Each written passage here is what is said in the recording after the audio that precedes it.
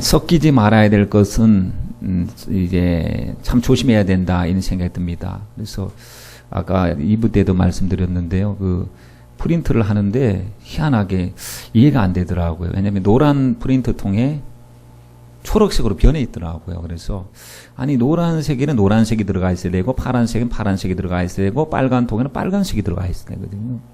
그래서 세계 3원색이 이제 혼합돼 가지고 총 천연색이 만들어지는데 아니 결과물이 이상하게 나오더라고. 그래서 딱 보니까 노란색이 안 나오는 것 같아요. 노란색이 섞여서 나와야 되는데 노란색이 안 나와요. 근데 작품이 안 되는 거죠. 뭘 하나를 만들 때.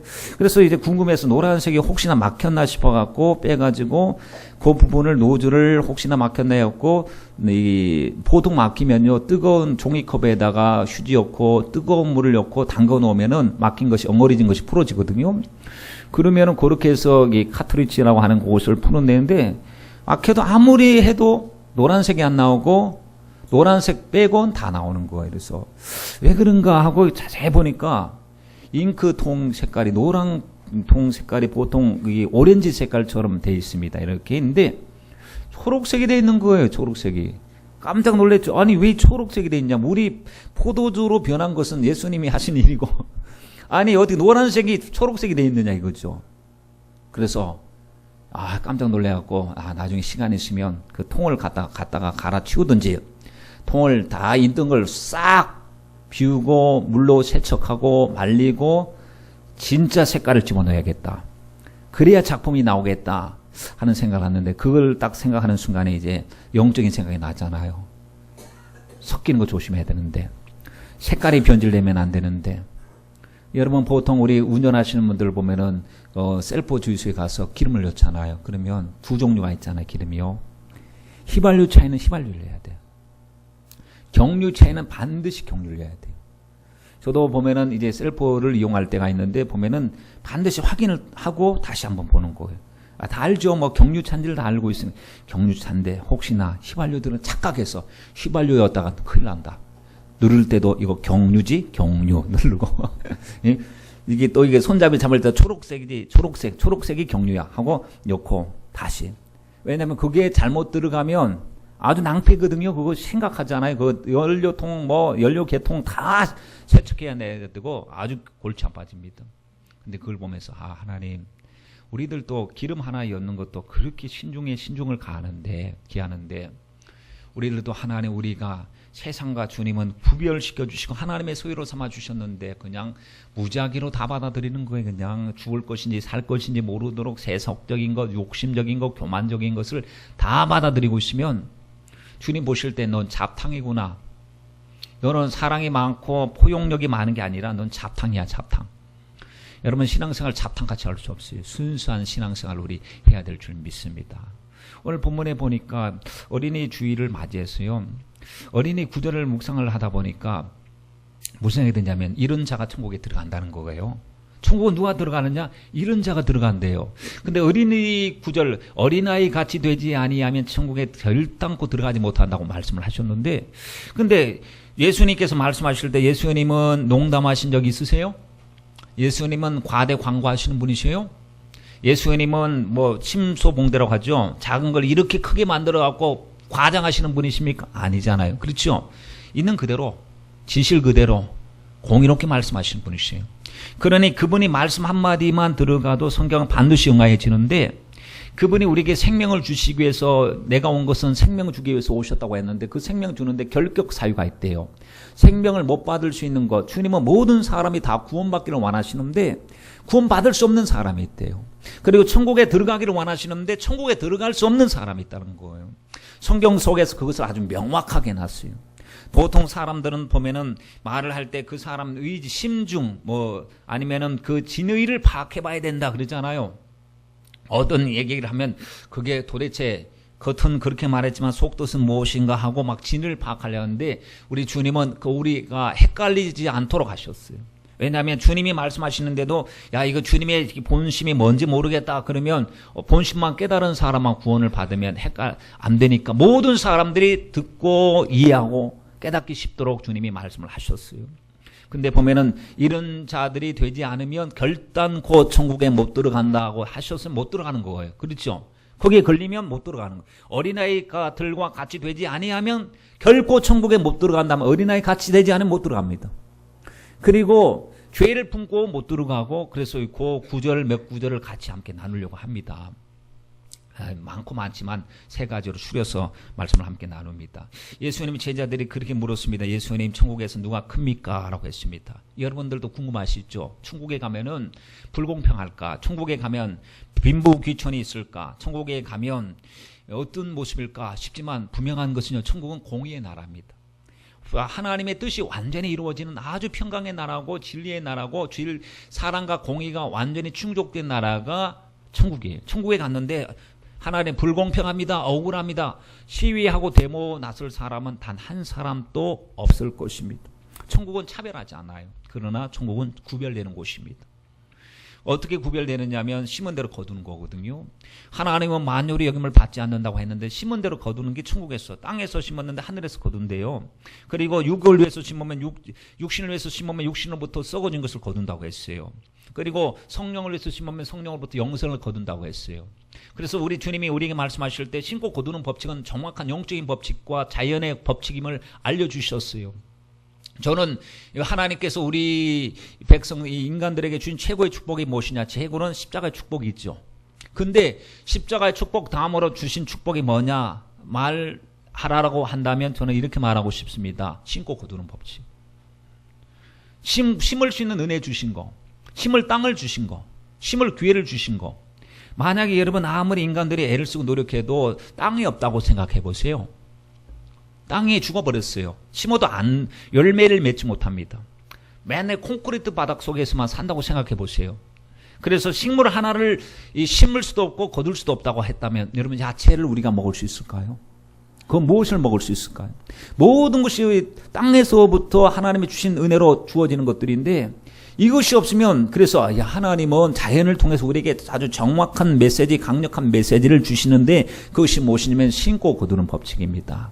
그런데 여러분 땅에서 심는 것이 하늘에서 영향력이 있다는 겁니다. 예수님께서 말씀하셨어요. 너희 보화를 하늘에 쌓아두라 이렇게 말씀하셨어요. 우리가 하나님의 보화를 쌓아두면 거기는 도둑도 좀도 동록도 먹지 않는데요. 그러니까 이 땅에 있을 동안에 우리가 해야 할 일이 뭐냐면은 하늘의 보화를 쌓아두는 일에 최선을 다해야 될 줄 믿습니다. 그럼 어떻게 하늘의 보화를 쌓아둘 것이냐? 하나님과 관계된 일에 우리가 심어야 돼요. 시간도, 물질도, 삶도, 세계도, 달란트도 다 하나님이 기뻐하는 일에 우리는 온전히 헌신해야 될 줄 믿습니다. 여러분, 예수님의 제자들이 이제 부자가 예수님 곁을 떠났습니다. 부자 청년이. 그래서 베드로가 예수님께 이렇게 물었습니다. 마태복음 19장 27절로 29절 말씀에 이에 베드로가 대답하여 가로되 보소서 우리가 모든 것을 버리고 주를 쫓아 싸우니 그런즉 우리가 무엇을 얻으리까? 라고 물었습니다. 그랬더니 주님께서 하시는 말씀이 예수께서 가라사대 내가 진실로 너에게 이르노니 세상이 새롭게 되어 인자가 자기 영광의 보좌에 앉을 때 예수님 다시 오셨을 때 나를 쫓는 너희도 12보좌에 앉아 이스라엘 12지파를 심판할 것이다. 또 내 이름을 위하여 집이나 형제나 자매나 부모나 자식이나 점토를 벌인 자마다 여러 배를 받고 영생을 상속하리라 라고 했습니다. 여러분 얼마나 그때 영광스럽겠습니까? 이 땅에 땅에 살 때는 주님 위해서 눈물 흘리고 희생하고 헌신했는데 주님 앞에 딱 서는 순간에 주님께서 다 결과를 아름다운 결과로 열매 맺게 하시고 영광에 동참하게 해주시니 얼마나 감사합니까? 천국은 아무나 가는 곳이 아니에요. 그렇죠? 예수님 십자가 보혈을 믿고 예수 믿는 사람들이 가는 나라가 천국입니다. 근데 천국은 우리가 보면은 교회를 일컬어서 우리 쉽게 말하면 교회는 공장이다 그럽니다. 병원 그리고 교회를 또 학교라고도 하고 교회를 말을 할 때 학교 가서 공부하잖아요. 공부하면 학생이 점점 1학년하고 2학년하고 달라요. 공부하는 과정이. 초등학교하고 중학교하고 공부가 다릅니다. 그럼 점점 갈수록 이제 어려운 걸 계속 배우면서 더욱더 넓은 견문을 익히게 되고 나중에는 머리도 성장하고 인격도 성장하면서 한 중학교, 고등학교, 대학교 갈 때쯤이면 성년의 모습을 드러낸다는 사실이에요. 그러니까 배우면 배울수록 점점 생각이 달라져요. 삶의 적용이 달라지고 점점 달라집니다. 그래서 우리들도 하나님을 알아야 됩니다. 말씀을 알고 나서 자꾸 영적인 생각, 하나님을 기쁘시게 하는 생각으로 자꾸 생각에 탈바꿈을 해야 되는데, 신앙생활 했는데 신앙생활은 희한하게도 열심을 안 내요. 보통 공부 못하면 과외를 시켜서라도 너 이거 뒤떨어지니까 이거 보강해야 된다고 하고 학원을 보내서라도 과외를 시켜서라도 보강시키려고 하는데, 영적인 부분을 갖다가, 영적인 것은 여러분 영적인 것도 심고 거두는 법칙입니다. 저절로 되지 않고 애를 쓰고 시간을 투자하고 삶을 들여야 돼요. 그래야 영적으로 성장을 하는 것이지, 가만히 있으면은 말씀만 듣고 스스로 속이고 가만히 있으면 변화가 일어나느냐, 그것이 아니라는 사실입니다.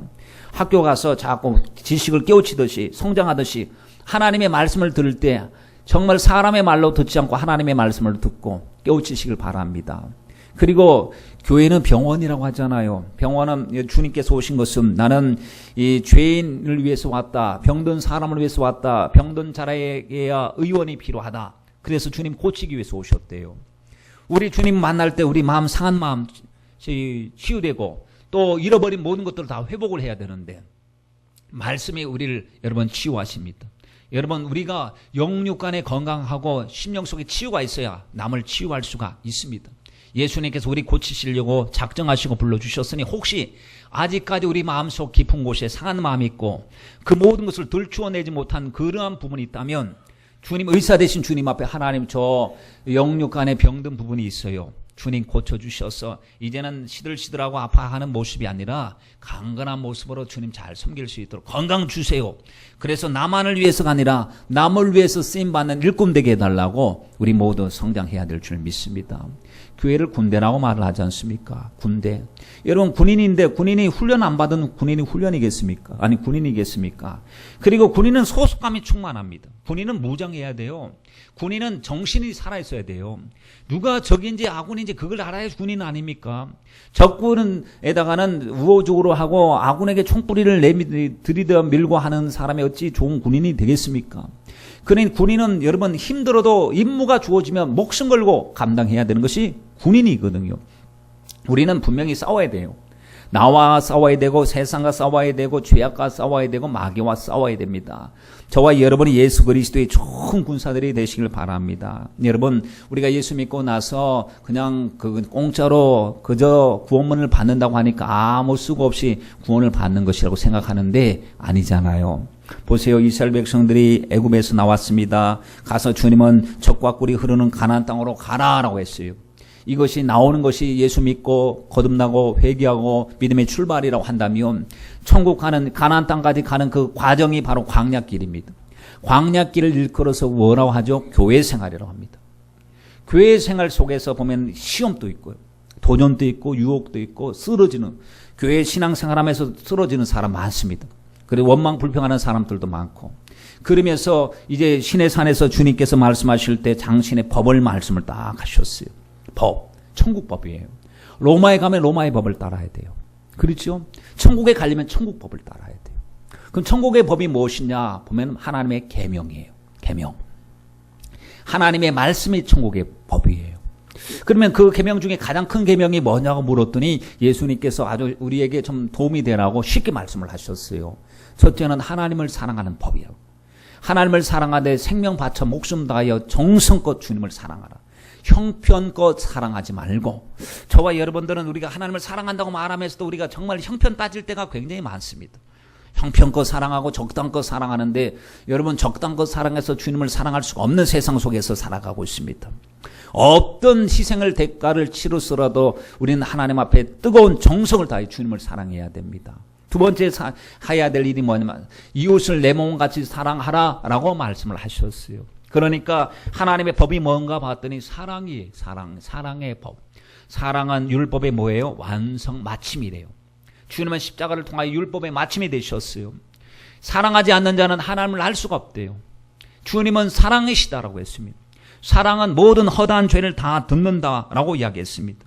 여러분, 그러니까 이 하나님의 말씀의 사랑의 천국법이 우리 가정에 적용돼야 됩니다. 하나님, 정말 주님 사랑하는 가정 되게 해주시고 우리 서로 가족들이 사랑하게 해주시고 교회에도 그 법이 적용되어서 하나님 우리 모든 성도들이 정말 주님 앞에 예배자, 진실된 예배자, 목숨 건 예배자, 하나님의 거룩한 뜻을 이루어가는 하나님의 믿음의 공동체가 되게 하여 주시고 모두가 하나님 알곡 같은 믿음으로 주님 앞에 굳건하게 서게 하옵소서. 이게 여러분 하나님의 꿈이에요. 교회가 승리하기를 원하고 교회가 교회 되기를 원하고 하나님께서 이 땅에 천국의 지점으로 파송 세워주신 교회가 교회다움으로 세워지는 것, 교회답게 세워지는 것, 그것이 하나님의 꿈이요 목회자의 꿈이요 우리의 공동의 꿈인 줄 믿습니다. 여러분 천국에 가기 전에 천국에 길들여지게 만드는 겁니다. 하나님의 말씀 앞에 길들여져야 그때 가야 어색하지 않잖아요. 이 땅에 사는 동안에도 하나님의 말씀이라면 아멘 하고 하나님 찬양하라고 하면 기쁨으로 찬양하면 가서 보면은 천국은 우리의 신앙의 연장선과 같거든요. 또 가서 보면 우리가 여기서 하나님 앞에 드리는 예배처럼 천상에서도 그와 같은 예배를 드릴 때 어색하지 말아야 되지 않겠습니까?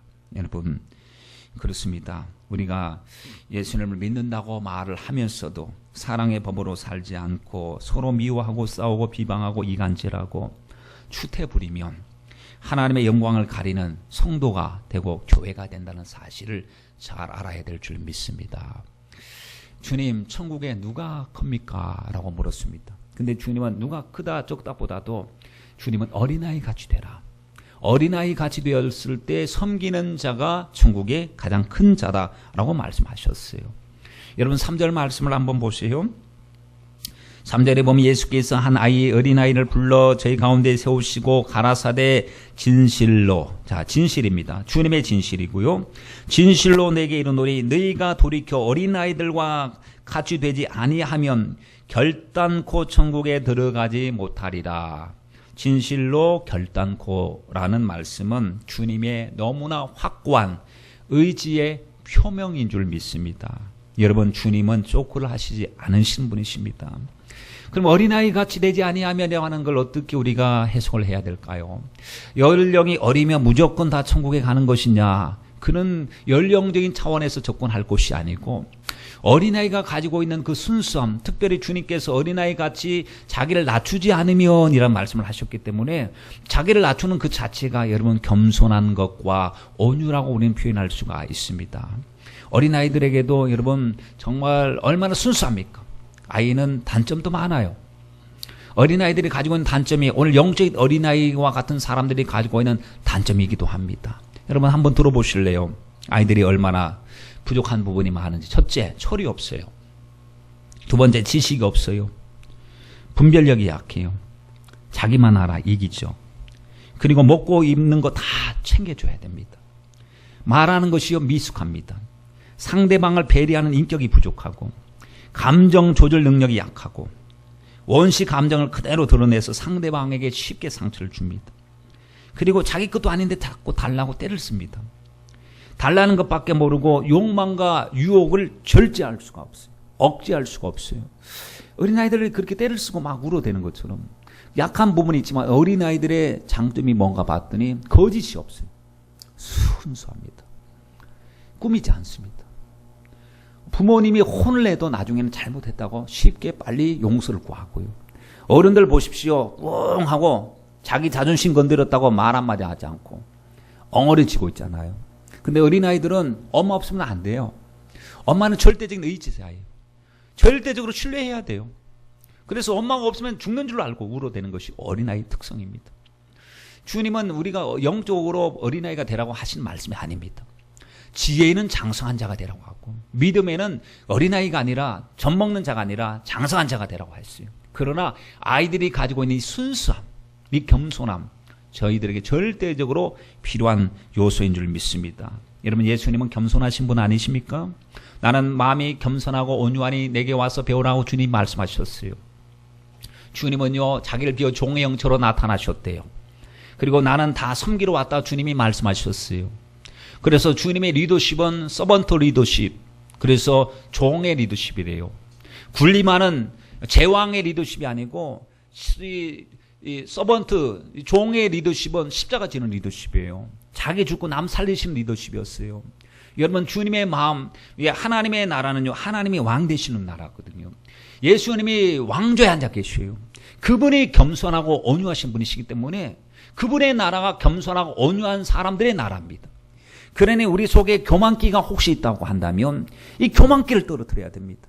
교만한 마음이 있으면 나 죽을 줄 알고 하나님 저 교만하지 않게 해주세요. 근데 여러분 우리 속에 교만이 있어요. 희한하게도 제가 교만이 없는 것처럼 겸손한 사람처럼 보이는데도 교만이 있어요. 우리 속에 이게 죄성이고 악성이고 독성입니다. 나보다 못한 사람 만나잖아요. 나보다 뭐 더한 사람 만나면 위축되지만 못한 사람 만나면 어깨가 이렇게 펴져. 나보다 덜 배운 사람 만나면 배웠다고 나 어깨가 펴져. 나보다 더 없는 사람 만나면 그 가진 것 얼마 되지도 않는데 가졌다는 것 때문에 교만해요. 그러니 여러분 이게 우리 마음을 관리하지 않으면 이게 사람이 뭐 우유부단한 것이 겸손한 건 아닙니다. 겸손이라고 하는 건 주님이 주셔야 될 마음이에요. 주님의 마음을 품어야 될 마음이 겸손의 마음인 줄 믿습니다.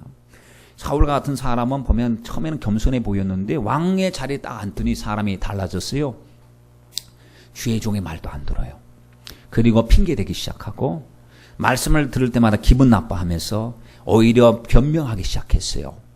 그랬더니 주님께서는 나중에 갖다 버리셨어요. 왜? 교만한 사람을 쓸 수가 없었기 때문에. 다윗을 보세요. 사울보다 죄를 더 졌어요. 아니 사울은 죄를 많이 졌다. 교만죄예요. 사실은 보면 하나님의 말하라고 하는데 하지 않았고 뭐 이렇게 자기가 하지 말아야 될 것을 하기도 하고 주님이 다 짐승까지 멸하라고 했는데 살려두고 그것 때문에 버림을 당했어요. 다른 죄가 아닙니다. 뭐 간음죄를 졌거나 살인죄를 졌거나 그렇게 억울하게 사람을 모함했거나 그런 죄가 아닙니다. 그런데 다윗을 보시오. 사울보다 죄가 훨씬 많습니다. 교만하기도 했고 또 간음하기도 했고 살인하기도 했고 뭐 이와 같은 죄들이 참 많았습니다. 그런데 다윗에게 있어서는 어린아이 심정이 있었어요. 주님이 딱 말씀하시면 침상을 적시기 시작했어요. 성령을 내게서 거두어 가지 마옵소서. 주님 구원의 기쁨을 회복시켜 주옵소서. 주님 말씀 앞에서 어린아이처럼 꼬꾸라졌어요. 그랬더니 주님께서 그를 기뻐하셨고 그를 끝까지 사용하여 주신 줄 믿습니다. 어떤 사람 100만 원 주니까 100만 원 갖고 교만해졌어요. 그럼 그 사람 거기서 끝이 난 거예요. 어떤 사람이 1000만 원을 가졌는데 1000만 원에 가지고 교만해졌어요. 끝이에요. 어떤 사람은 10억을 줬어요. 교만하지 않아요. 항상 하나님의 은혜입니다. 하나님의 은혜입니다. 자꾸 자기를 낮춰요. 아무리 많이 줘도 계속 낮춰요. 그러면 이 사람은 제한이 없는 사람이에요. 어디가 끝인지 모르는 사람. 왜냐하면 주님은 저도 교만하지 않고 계속 하나님 저는 아무것도 아니에요. 주님이 최고십니다. 주님이 주셨거든요. 주님이 영광 받으시옵시고 내 생명 다하여 목숨 다해 주님 섬기겠습니다 하고 일할 때는요. 주인공 돼서 열심히 일합니다. 남의 일이 아니라 내 일처럼 열심히 일합니다.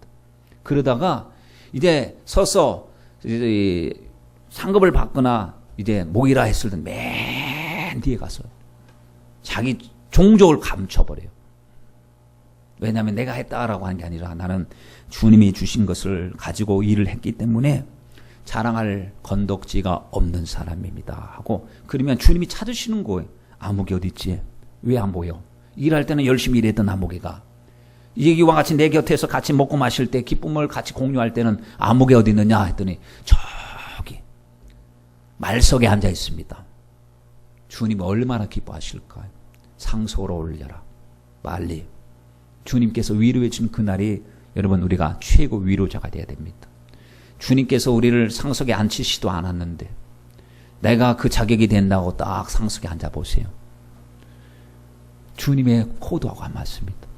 하나님의 나라는 어린아이 같은 사람이 되지 않으면 결단코 못 들어간다고 했으니 저와 여러분 정말 어린아이같이 순수한 마음, 겸손과 온유의 마음 가지시길 주님의 이름으로 부탁드립니다. 두 번째 자격은 회개하고 물과 성령으로 거듭나야 됩니다. 왜냐하면 이것이 너무 중요한 말씀입니다. 여러분 요한복음 3장 3절 말씀에 예수께서 대답하여 이르시되 진실로 진실로 내게 이르노니 사람이 거듭나지 아니하면 하나님의 나라를 볼 수 없느니라 했어요. 주님이 진실로 진실로 거듭나지 않으면 하나님의 나라가 안 보여요. 하나님의 나라가 안 보이니까 목적이 분명하지 못합니다. 그리고 5절 말씀에 예수께서 대답하시되 진실로 진실로 내게 이르노니 사람이 물과 성령으로 거듭나지 아니하면 하나님의 나라에 들어갈 수 없다. 그러니까 하나님의 나라에 들어갈 수 없는 사람은 거듭나지 않은 사람입니다. 근데 이 거듭남이라고 하는 것이 굉장히 중요한데 스스로에게 묻지는 않습니다. 주님께서는 거듭나지 않으면 하나님의 나라 볼 수 없고 거듭나지 않으면 하나님의 나라에 들어갈 수 없다 했는데 교회 다니면 다 거듭난 줄로 알고 있는 거예요. 세례 받았으면 그냥 거듭난 줄로 알고 있어요. 이는 거듭남과 회개는 같이 갑니다. 거듭나려면 회개해야 돼요. 회개한 사람이 거듭나지 회개 안 하고 거듭나는 법은 없습니다. 그리고 거듭난 사람은 반드시 삶 속에서 계속 회개합니다. 주님의 뜻대로 살지 못하는 것에 이실직고를 하면서 하나님 앞에 계속 회개하는 것이죠. 그 뭐냐면 회개 합당한 열매가 나에게 나타나기를 간절히 소망하는 것입니다. 마태복음 22장에 예수님께서 천국을 이렇게 비유를 하셨거든요. 천국은 왕의 아들의 혼인잔치를 동참하는 것과 같다 그랬습니다. 그러니 왕의 아들, 왕자죠. 왕자가 이제 결혼하는데 그 왕의 아들이 결혼하니까 왕이 얼마나 기쁘겠습니까? 그래서 사람들을 초청했대요. 초청을 하니까 사람들이 거절합니다. 바빠서, 관심 없어서, 시간 없어서 거절하는 거예요. 상업차 가고 소팔로 가고 일하러 가고. 이게 뭐냐면 오늘 왕의 아들 주님께서 이 성자 예수 그리스도 십자가의 은혜로 천국길을 열어놓으셨는데 누구든 예수 믿으면 영생하고 멸망치 않고 영원한 생명을 얻게 될 것이다. 내 사랑하는 아들로 말미암아 얻은 이 잔치 자리에 동참하라 라고 주님이 불러주셔도 바빠서 예배 못 드려요. 무관심해서 예배 못 드려요 하면서 예배에 동참하지 않을 때 주님은 이방인인 저와 여러분을 불러주셔서 하나님의 그 영광의 자리에 함께 동참하게 하게 해주신 줄 믿습니다. 그래서 이제 왕이 딱 나가서 손이 가득하니까 야 사람들이 많이 모였으니까 나가서 한번 둘러보러 나갔는데 한 사람이 유독 탁 뛰었습니다. 그 사람이 뭐냐 봤다. 예복을 입지 않았대요. 예복을 입지 않았어요. 그래서 예복을 입지 않은 사람에게 물어보면 너는 왜 예복을 입지 않았느냐? 라고 물었어요. 그랬더니 그 사람의 반응이 뭔지 아세요? 유구무원. 입이 있어도 말을 못해요. 왜 입이 있어도 말을 못하는지 아십니까? 할 말이 없기 때문입니다. 말을 못해서가 아니라 할 말이 없기 때문이에요. 왜 할 말이 없는 줄 아세요? 기회를 주님께서 이미 주셨는데 그걸 준비를 못했기 때문에. 여러분 다시 이 상황을 우리가 자세히 생각해 보면 그 왕의 아들의 혼인잔치에 초청할 때 여러분 공짜로 오십시오. 그러나 하나의 중요한 자격이 필요합니다. 예복은 입고 오셔야 돼요. 아무렇게나 올 수는 없습니다. 혼인잔치, 왕의 아들의 혼인잔치에 다른 건 다 없어도 예복은 준비하셔야 됩니다. 그 얘기가 뭐냐면 이미 공지된 사항이에요. 이미 많은 사람들이 와서 어떻게 와야 될지 공지했는데 그 공지된 사항을 무시해버렸어요. 무시하고 왔으니까 만약에 그 공지되지 않았다면 이렇게 말할 수 있습니다. 오히려 항의할 수 있어요. 왜 예복 준비하라고 언제 말했습니까? 언제 예복 준비하라고, 예복도 준비하라고 얘기도 안 해놓고 와서 예복 안 갖고 왔다고 이야기하는 것은 이거는 말이 되지 않지 않습니까? 그러면 왕이 할 말이 없습니다. 그런데 왕은 이미 철저하게 공지를 해놓았는데 그 말씀을 듣고 그냥 대충 얼버무리고 넘어갔기 때문에 다른 사람들은 다 준비했고 왔는데 자기만 예복이 없었대요. 여러분 지금 주님께서 우리에게 계속해서 공지하고 계시거든요. 그 공지하는 게 뭐냐면 공적으로 알려주는 게 공지입니다. 성경 말씀이에요. 만물이 마지막이 가까워서니 사랑하는 성도들이여 술 취하지 말라. 방탕하지 말라. 오직 하나님의 뜻이 무엇인지 이해하기 위해서 성령 충만 받아라. 이게 공지사항이에요. 그리고 정말로 서로 마지막 때도 서로 사랑할지니 허다한 죄를 덮느니라. 사랑하라고 공지사항. 마귀를 대적하라. 공지사항이에요. 서로 그 주어진 일에 죽도록 충성하라. 공지사항이에요. 여러분 하나님께서 우리에게 지금 이렇게 우리가 변명할 수 없는 말씀을 계속하고 계셔요. 그래서 주님 앞에 갔을 때 주님 언제 그 말씀하셨습니까? 라고 변명할 수가 없습니다. 주님이 그때 그 자리에서 너는 왜 예복을 입지 않았지? 라고 물을 때 우리에게 맞아. 목사님이 예배 시간마다 우리 예복 갖춰야 된다고 했는데 그때 난 별로 관심 없었는데 정말로 하나님의 나라에 와서 보니까 예복 없이는 들어갈 수 없구나. 예복을 입지 않으니까 어떻게 된지 아시죠? 사환에게 명을 내려 수족을 결박하래요. 여러분 지금 자칫날인데 수족이 결박당하는 사람이 있습니다. 수족을 결박해서 바깥 어두운 데 내어 쫓겨서 이를 갈미 있으리라고 했습니다. 그것이 뭐냐? 천국이라고 했습니다. 천국에 대하여 비유를 말씀하실 때 여러분 정말 준비된 자와 준비되지 않는 자가 엇갈리는 이러한 그 모습이 얼마나 행복과 불행이 쫙 갈라지는 것인가를 우리가 볼 수가 있습니다. 여러분 그럼 예복이 무엇인가? 하나님 우리도 예복을 갖춰야 될 텐데 예복이 무엇인가? 회개에 합당한 열매라고 생각합니다. 하나님 앞에 회개했으면 그 합당한 열매를 맺어야 됩니다. 그리고 히브리서 4장 말씀처럼 저들의 믿음이 하나님의 말씀을 받았으나 말씀이 그들에게 유익되지 못한 것은 믿음으로 화합하지 않았기 때문에 하나님 말씀을 듣긴 들으나 믿음으로 살지 않아요. 그냥 그 듣는 하나의 상당 이 보통의 지식으로는 생명같이 여기지 않습니다. 주여 주의 말씀이 오니 제가 그 말씀 앞에 순종하고 그 말씀 가운데 내가 그 말씀을 지키도록 애쓰고 힘쓰고 노력하겠습니다 라고 해야 되는데 뭐 주님 말씀이든 뭐 아니든 나하고는 별로 상관없어요. 믿음으로 자기하고 화합되질 않았습니다. 여러분 이 스가랴서 3장 4절 말씀에 보면 여호와께서 자기 앞에 선 자들에게 명하사 그 더러운 옷을 벗기라 하시고 또 여호수아에게 이르시되 내가 내 죄가를 자하여 버렸으니 내게 아름다운 옷을 입히리라 하시기로 했어요. 옷을 바꿔 입혀주신 거예요. 여호수아에게. 그러니 누더기 같은 쥐약의 옷을 정결하고 아름답고 복된 옷을 다 입혀줘요. 여러분 거듭난다라고 하는 거 옷 바꿔 입는 사람들입니다. 옷 바꿔 입는 거. 옷을 바꿔 있으면 그 옷이 정결하게 관리되도록 애쓰고 힘써야 됩니다. 자꾸 씻어내야 됩니다. 우리의 두루마기를 빨아서 희게 해야 됩니다. 쥐약에 찌든 때를 벗어내야 됩니다. 그리고 자꾸 예수님이 입은 옷 같은 옷으로 덧입어야 돼요. 계시록 19장 13절 말씀에 또 그가 피 뿌린 옷을 입었는데 예수님 옷 입으신 모습이에요. 이 모습이 그가 피 뿌린 옷을 입었는데 그 이름은 하나님의 말씀이라 칭하더라.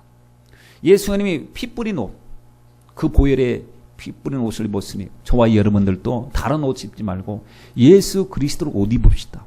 하나님의 말씀의 옷을 입어야 되고 하나님의 말씀 옷이 바로 피 뿌린 옷입니다. 그 피에 증거가 있고 그 피가 큰 찬송이 되는 옷을 입어야 되는데 이 옷을 입고 하나님 앞에 준비하면 계시록 19장 7절로 8절 말씀에 우리가 즐거워하고 크게 기뻐하여 그에게 영광을 돌리세 어린 양의 혼인 기약이 이르렀고 그 아내가 예비하였으니 그에게 허락하사 빛나고 깨끗한 세마포를 입게 하셨은즉 이 세마포는 성도들의 옳은 행실이로다 라고 이야기했습니다. 여러분 결국에 그 옷은 자기가 준비하는 것, 예복은 자기가 준비하는 것, 자기가 준비한 것을 그날 그 하나님 앞에서 드디어 어떻게 회개에 합당한 열매, 거듭난 다음에 어떻게 살았느냐, 어떻게 변화했느냐, 어떻게 성장했느냐에 따라서 가지고 있는 예복을 입고 다 가지고 온 예복들이 있지.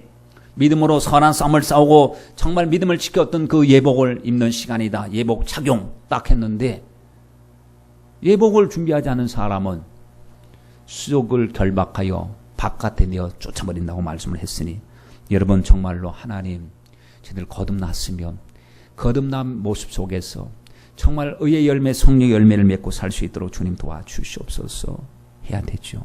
여러분 보세요. 이렇게 중요한 사실입니다. 정말 중요합니다. 어떤 아이들은 모태신앙 가지고 태어난 아이들이 있습니다. 여러분 회개했습니까?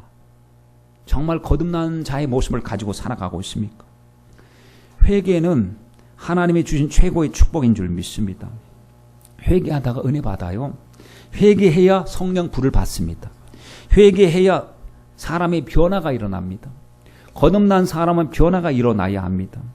여러분 거듭난 사람은 예수님의 십자가의 공로로 구원받은 것에 절대 감사하고 주님 위해서 앞으로 어떻게 살아가야 할 것인가 고민하고 결단할 수밖에 없습니다.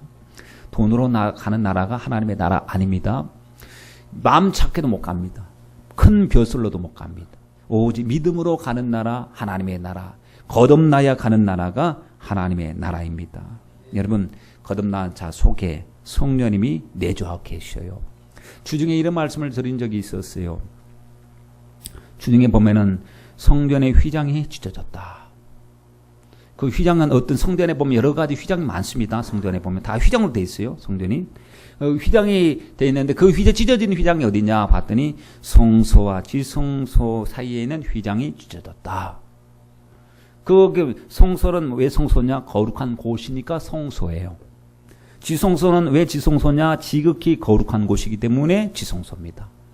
그러니 성소는 일상이에요. 일상. 지성소는 비상이에요. 다시 말하면 성소에는 제사장이 일상적으로 들어갈 수가 있는 곳이에요. 그러니까 이 진설병을 하러 또 들어가기도 하고 향단에 불을 붙이기로 들어가기도 하고 또 여러 가지 이 부족한 거 채우면서 관리하기 위해서 항시 들어가는 곳이 성소예요. 근데 지성소는 지극히 거룩한 곳이기 때문에 1년에 대제사장이 한 차례씩밖에 못 들어갑니다. 근데 예수님께서 십자가에 못 박히셔서 이 숨을 거두실 때 내가 다 이뤘다고 딱 하시는 순간에 위에서부터 아래로 쫙 찢어졌어요. 엄청나게 무거운 것이 찢어질 수 없는 것이 찢어졌어요. 그러면 불이 하나가 됐거든요. 불이 하나가 된 것은 이것은 비상이 일상화됐다고 말씀드렸습니다. 비상은 뭐냐? 특별할 때 주님 찾아가고 특별할 때 예배드리고 특별할 때 주님의 다스림을 받았던 이스라엘 백성들이 이제 너희는 알지 못하는가? 너희 마음속에 하나님이 계신 성전인걸. 하나님의 성령을 멸시하면 하나님이 그를 멸하신다고 하셨고 내 안에 성전 삼고 계신 주님이 내 안에 오셨다는 것은요. 성전이 휘장에 찢어지고 난 다음에 내 마음속에 성전화됐다는 것은요. 이거는 내가 신앙생활을 비상적으로 하는 것이 아니고 일상적으로 하는 것이라는 거예요. 어쩌다가 주님 생각하고 주일 돼야 주님 생각하고 절기적으로 종교의 행사하듯이 주님 생각하는 신앙생활이 아니고 하루하루 매일 시간마다 주님이 내 안에 계시니 그분을 의식하고 그분 앞에 서는 것이 바로 여러분 주님이 찢어 놓으신 하나님 앞에 나갈 수 있는 새롭게 산길을 열어 놓으셨는데 그 은혜 엄청난 은혜입니다. 은혜 없이는 무슨 생각이 드냐면 하나님 참 부담스럽게 일주일에 한 번씩만 주님 만나면 참 좋을 텐데 예배당에서 나왔을 때만 주님 만나면 좋을 텐데 하는데 주님은 거기 계시거든요. 우리 가정에 일터에도 계시거든요. 죄 지을 때도 계시거든. 주님이 기뻐하지 않은 행동할 때도 주님이 거기 계셔요. 근데 부담스럽잖아요. 그런데 바꿔서 생각해 보세요. 외로울 때도 주님 계셔요. 속상할 때도 주님 계셔요. 남모르게 눈물 흘릴 때도 주님은 내 안에서 성전 삼고 다 보고 계셔요. 여러분 우리는 왕같은 제사장으로서 신앙생활을 절기 행사로 하지 말고 일상이 우리 삶의 신앙생활이 되기를 간절히 바랍니다. 여러분 가슴에 확 불이 붙어야 됩니다. 신앙생활에 불이 붙어야 돼요. 신앙생활에 뜨뜻미지근하게 신앙생활하면 그거는 참 막 지겹거든요. 남에 의해서 이게 끌려다니는 신앙생활 힘들어요. 그러나 불을 받으니까요. 성령의 불을 받으면 사람이 달라져요. 너무 감격스럽고 감사하고 하나님 앞에 날마다 성령이 계시네. 내가 매일 기쁘게 순례의 길 행하면 주의 영이 나와 함께 하십니다. 왜냐하면 여러분 그 자체가 주님과 함께함이 너무너무 기쁜 이런 기쁨의 신앙생활 하시길 바랍니다. 열기구가 있는데 열기구가 보면은 풍선이 있고 바구니가 달려있는데 그 무게가요 2.6톤이래요. 3톤 정도 되니까 많죠. 굉장히 3톤짜리가 공중을 날아가는 거. 사람까지 싣고 공중을 붕 뜨는 거. 뜰 수 없는데 어떻게 도대체 제트 엔진 단 것도 아니고 어떻게 뜨는가 봤더니 불을 떼는 거예요. 불을. 그 밑에 가스 버너가 딱 붙어갖고 거기다가 가스통에다 불으려고 계속 불을 갖다 붙이니까요. 속이 뜨거워져. 풍선 속이 뜨거워지니까요. 그 뜨거워진 열기 때문에 확 올라가. 계속 떼면 계속 올라가는 거. 그걸 보면서 하나님 우리 속이 뜨거워져야 됩니다. 속이 성령의 불로 확 기도할 때마다 말씀 드릴 때마다 속이 막 열심히 내고 뜨거워졌어. 우리도 어떤 것이 자꾸 발목을 잡아도 아니다. 저 높은 곳을 향하여 나는 올라간다.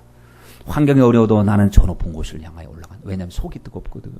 저와 여러분이 온갖 회방거리에 매이지 마시고 정말 뜨거운 심령을 가지고 주님을 사랑하는 저와 여러분이 다 되시길 바랍니다.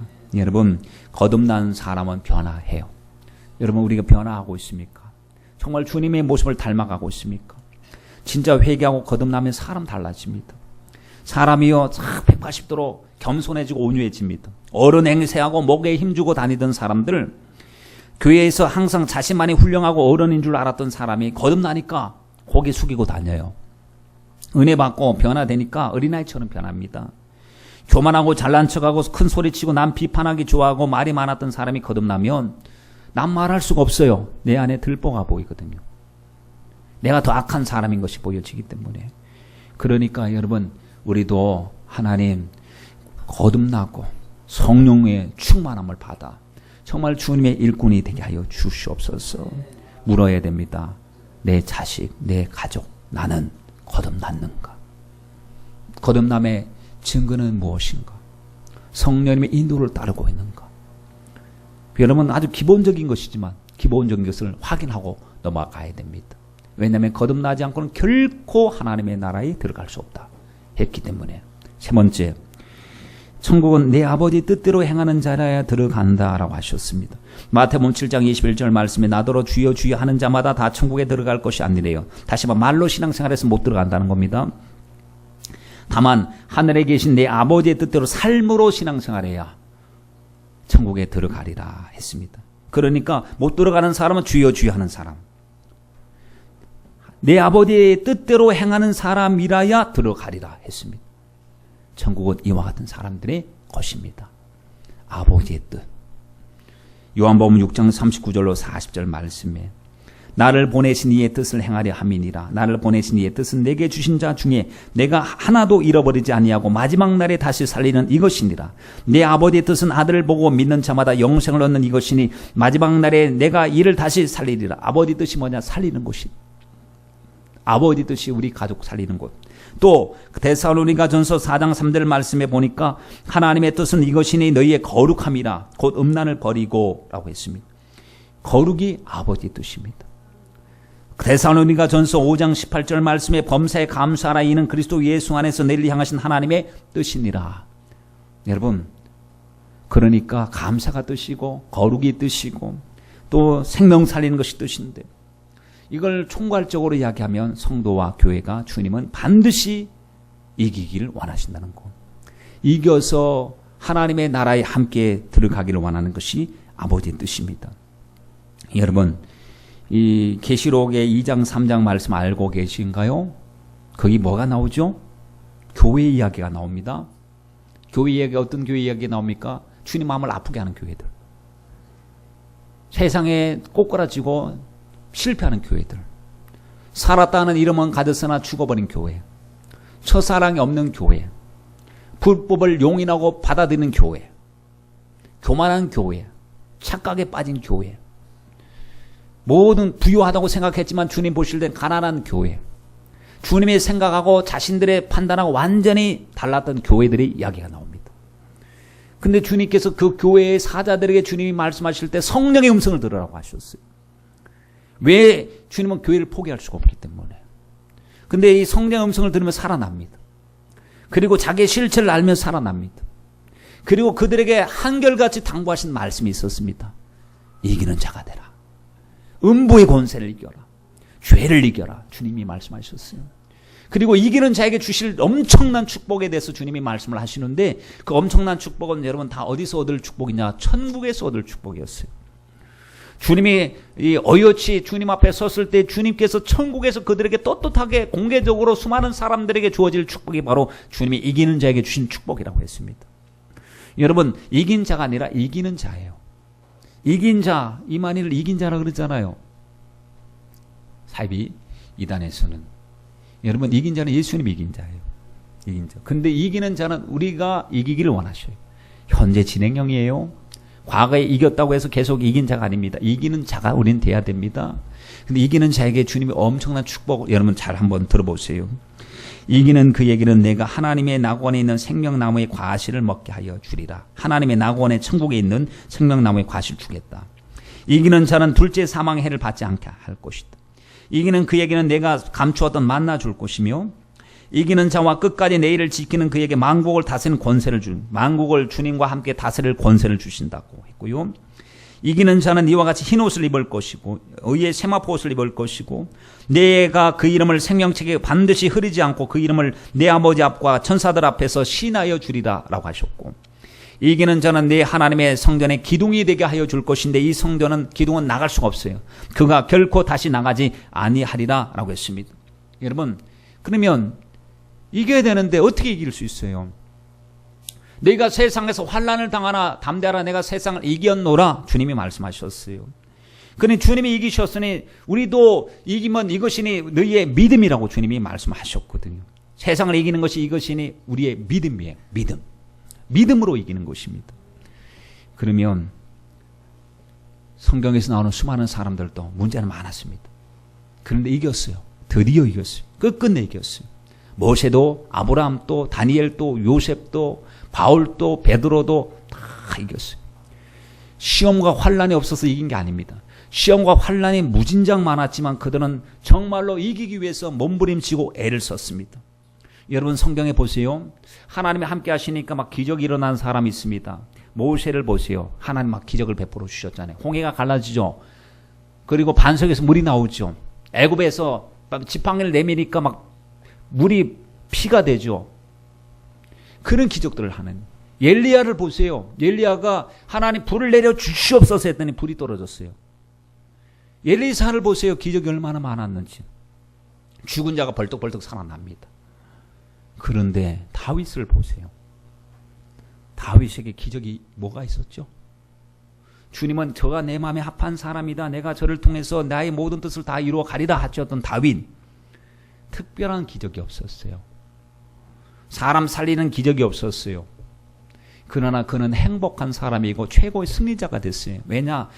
주님은 내 마음에 합한 사람이다 하시고 다윗의 위를 영원한 위를 약속해 주셨고 그 약속을 이루어 주셨기 때문에 그 누구보다도 다윗의 생애는 복된 생애였어요.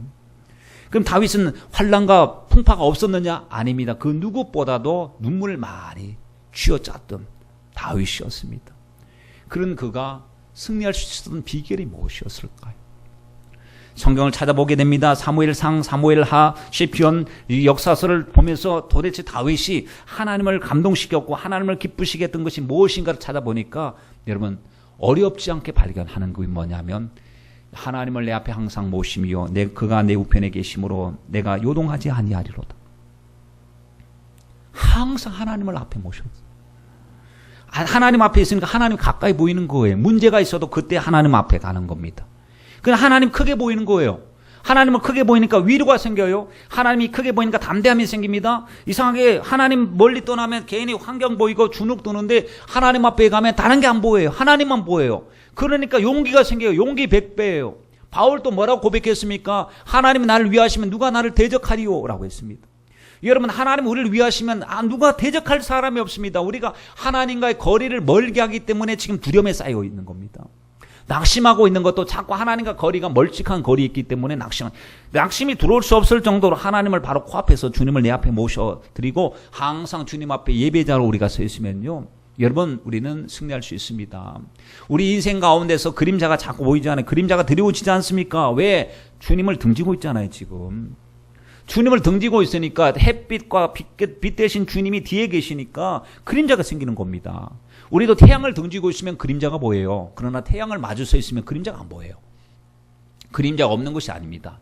그림자가 있어요. 그러나 그림자를 생각하지 않게 하는 겁니다.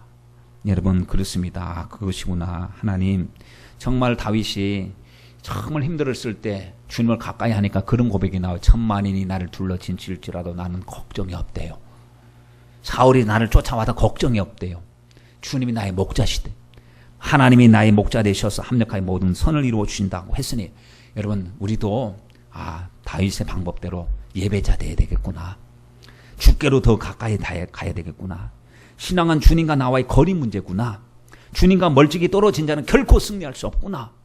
승리하려고 하면 승리 대신 주님, 이기신 주님 앞에 나도 이기기 위해서 주님께 붙어 있어야 되겠구나. 문제가 있으면 주님께 더 가까이 가자. 예배 시간에, 기도 시간에, 말씀 듣는 시간에 더 가까이 가는 것입니다. 여러분 주님과 멀어지면 인생 피곤해지거든요. 주님과 가까이 하면 주님 음성 들려지고 주님의 위로를 받게 될 줄 믿습니다. 바울의 능력은 하나님과 가까이 할 때 나타났어요. 다윗도 하나님과 가까이 할 때 위로를 받았습니다. 그러면 우리도 하나님과 가까이 하면 되겠습니다. 여러분, 말로만 주여 주여 하지 말고 우리 아버지의 뜻대로, 아버지의 뜻은 이기는 거예요. 아버지의 소원은 우리가 정말 하나님의 자녀답게 사는 것입니다. 이 뜻을, 거룩한 뜻을 온전히 이루어 가기를 바랍니다. 다윗의 복을 받기를 원하시죠? 다윗처럼 주님과 가까이 갑시다. 바울처럼 행복하기를 원하시죠? 영적으로 우리도 더 주님께로 가까이 가기를 바랍니다. 오늘 말씀에 천국은 이런 자의 것이니라 세 부분을 말씀드렸습니다. 겸손해야 된다. 어린아이 같이. 주님은 겸손의 왕이시다. 두 번째, 주님은 회개하고 거듭나야 된다. 거듭나지 않으면 거듭남으로부터 시작해서 여러분 계속해서 성장하고 변화돼요. 저 가고 있습니다. 보세요. 회개하면 용서해 주셔요. 용서해 주시면요, 관계 회복이 되죠. 관계가 회복이 되니까 같이 있고 싶죠. 같이 있고 싶으니까 동행해 주시죠. 동행하다가 주님과 영원히 사는 거예요. 다 회개로부터 출발하는 것입니다. 저와 여러분이 주인공이 되시길 바랍니다. 세 번째, 마지막으로 말로가 아니라 행함으로 신앙생활을 하는 자가 천국의 주인공이 됩니다. 우리 모두 주인공 되시길 주님의 이름으로 부탁드립니다. 기도드리겠습니다.